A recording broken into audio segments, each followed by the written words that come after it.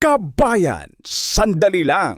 Huwag mong ilipat ang video na ito dahil ang susunod na sasabihin ko ay maaaring magligtas sa buhay ng pamilya mo at sa bulsa mo.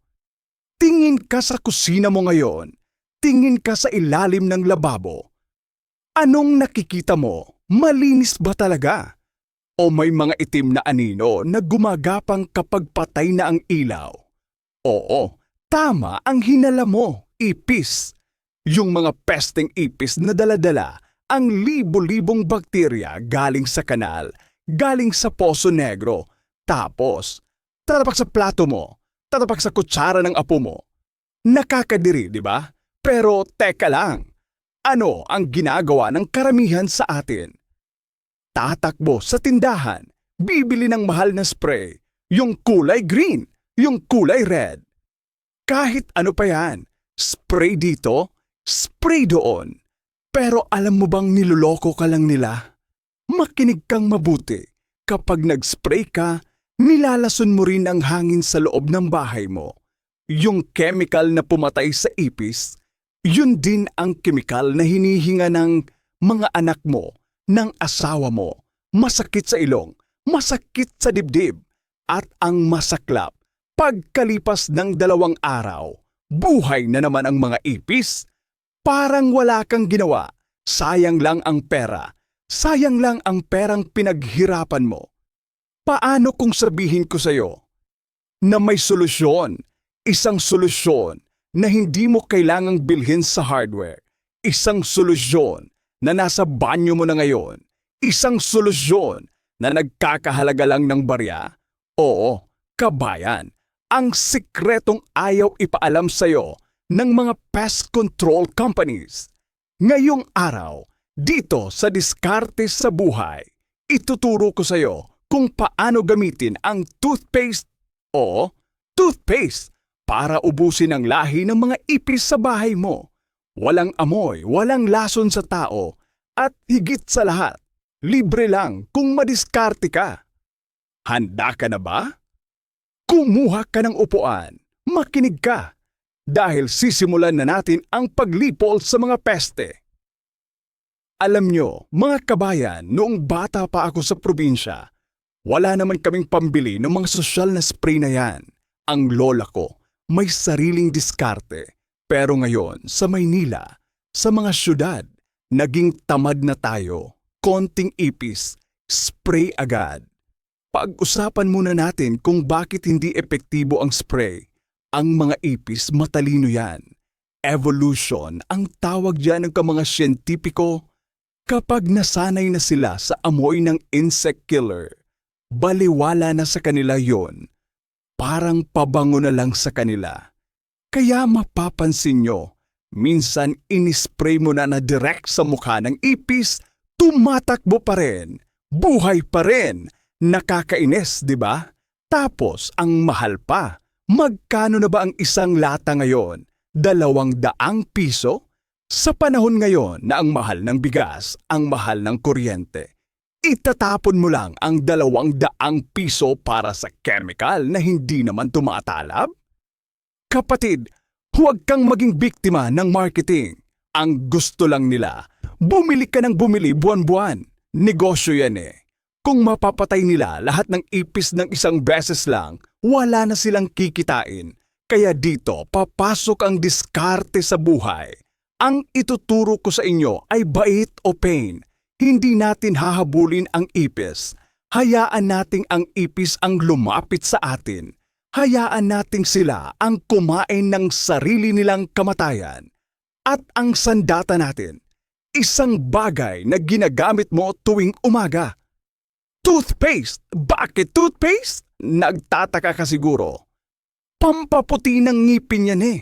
Oo, pero alam nyo ba na ang toothpaste ay mayaman sa fluoride at iba pang kemikal na nakakalason sa insekto?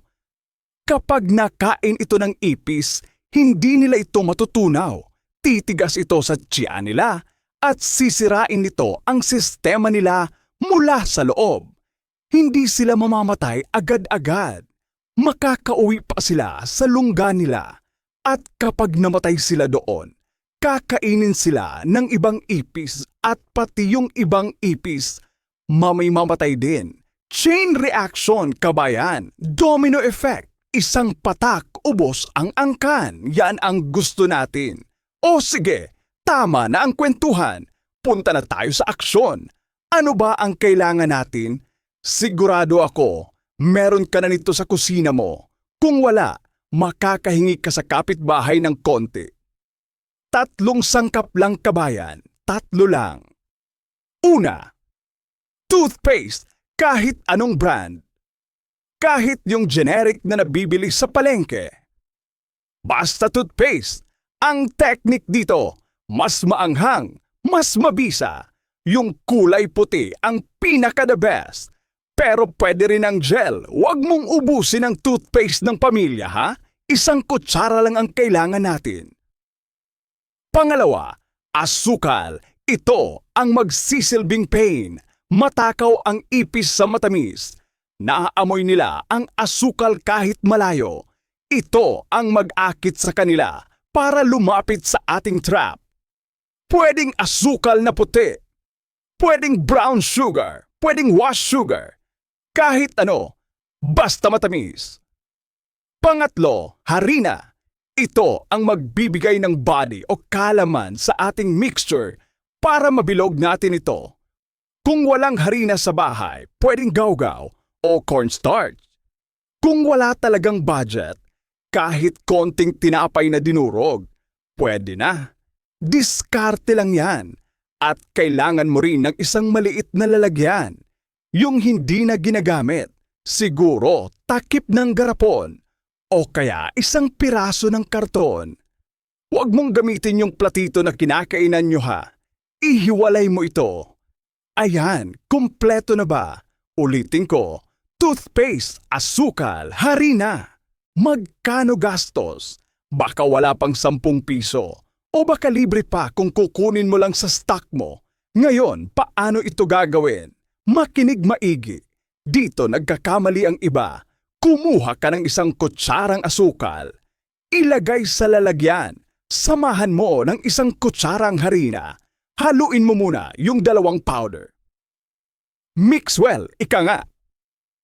Pagkatapos, dito na natin ilalagay ang secret weapon. Mag-squeeze ka ng toothpaste. Tansyahin mo lang. Siguro, kasing dami ng ginagamit mo pag nagsisipilyo ka. Times 2, haluin mo ito ng maigi. Gamit ka ng stick o lumang kutsara. Haluin mo hanggang sa maging sticky siya. Parang clay, parang luto-lutuan ng mga bata. Kung masyadong basa, dagdagan ng harina. Kung masyadong tuyo, dagdagan ng toothpaste o konting tubig. Ang goal natin, kabayan, ay makagawa ng maliliit na bola. Yung tinatawag nating kamatayan balls para sa mga ipis. Ngayon, may hawak ka ng sandata. Mayroon ka ng mga bolang pamatay. Saan natin ito ilalagay? Huwag mong ilagay kung saan-saan lang. Kailangan wais tayo. Kailangan alam natin kung saan nagtatago ang kalaban. Ito ang mga lugar na paborito ng mga ipis. Dito mo ilagay ang mga balls na ginawa natin. Una, sa ilalim ng lababo. Diyan laging basa. Diyan laging madilim. Ipis loves moisture. Maglagay ka ng 2 o 3 piraso sa pinakasulok. Yung hindi maabot ng walis. Pangalawa, sa likod ng refrigerator. Mainit sa likod ng ref, di ba? Gustong-gusto ng ipis ang init ng motor ng ref. Doon sila nangingitlog. Maghagis ka ng ilang piraso sa likod. Siguraduhin mong kakainin nila yon bago sila pumasok sa loob ng ref mo. Pangatlo, sa loob ng mga cabinet. Lalo na yung cabinet na lagayan ng mga kawali at kaldero. Alam mo yung amoy na mapanghi. Pag binuksan mo ang cabinet, amoy ipis yun. Maglagay ka doon, pero ilagay mo sa takip ng bote o sa kapirasong papel para hindi dumikit sa kahoy. Pang-4, sa ilalim ng basurahan. Diyan sila naghahanap ng pagkain. Unahan mo sila. Bigyan mo sila ng last meal nila. Teka lang! Isang paalala, isang napakahalagang paalala. Bagamat hindi ito kasing lason ng spray, ayaw pa rin nating makain ito ng mga alaga nating aso o pusa. Ayaw nating mapaglaruan ito ng mga bata. Mukha kasi siyang candy, di ba? Matamis ang amoy dahil sa asukal. Kaya kabayan, gamitin ang utak. Ilagay ito sa mga singit-singit na eyepiece lang ang kasya, sa ilalim ng heavy furniture, sa mga butas na hindi kaya abutin ng kamay ng bata o ng nguso ng aso. Safety first, palagi. Iwanan mo lang yan dyan. Huwag mong gagalawin. Ano ang mangyayari? Unang gabi, maamoy nila ang asukal. Wow, may piyesta! Sasabihin ng mga ipis, kakain sila. Pangalawang gabi, mapapansin mo, medyo hihina sila. Yung iba, parang lasing kung maglakad. Pangatlong gabi, magsisimula ka ng makakita ng mga tihayang ipis, patay. Deadball. At ang maganda nito, yung ibang ipis na kumain sa patay na ipis, mamamatay din. Tuloy-tuloy ang ligaya. Walang spray, walang baho, walang gastos. Pagkalipas ng isang linggo, silipin mo ang mga nilagyan mo. Kung ubos na ang mga bola at marami pa ring ipis, gumawa ka ulit. Ibig sabihin, sobrang dami nila at nabitin sila sa handa mo. Pero kadalasan, pagkalipas ng isang linggo, mapapansin mo na lang, teka, parang wala nang gumagapang sa gabi. Teka, parang wala nang amoy ipis? Diyan mo mararamdaman ang tagumpay ng diskarte sa buhay. Isa pang tip, kabayan, para hindi na sila bumalik, panatilihing tuyo ang lababo bago matulog. Ang ipis, kaya nilang mabuhay ng isang buwan na walang pagkain, pero hindi sila tatagal ng isang linggo na walang tubig. Uhawin niyo sila. Punasan ang lababo. Takpan ang mga drain at yung mga tira-tirang pagkain, itago sa plastic container. Huwag iwan sa mesa. Huwag tayong mag-invita ng peste. Simple lang, di ba? Hindi kailangan ng diploma para mawala ang ipis. Hindi kailangan ng mayamang bulsa. Kailangan lang diskarte. Kaya sa susunod na makakita ka ng ipis, huwag kang mataranta. Huwag kang tumakbo sa tindahan para bumili ng lason. Pumunta ka sa banyo, kunin ang toothpaste. Pumunta sa kusina, kunin ang asukal. At ipakita mo sa kanila kung sino ang boss sa bahay na ito. Nasubukan mo na ba ito? O may iba ka bang diskarte na ginagamit? I-comment mo naman sa baba. Gusto kong malaman ang mga teknik nyo sa probinsya o sa syudad. Nagbabasa ako ng comments, kabayan. At kung nakatulong sa'yo ang videong ito, abay huwag mong ipagdamot.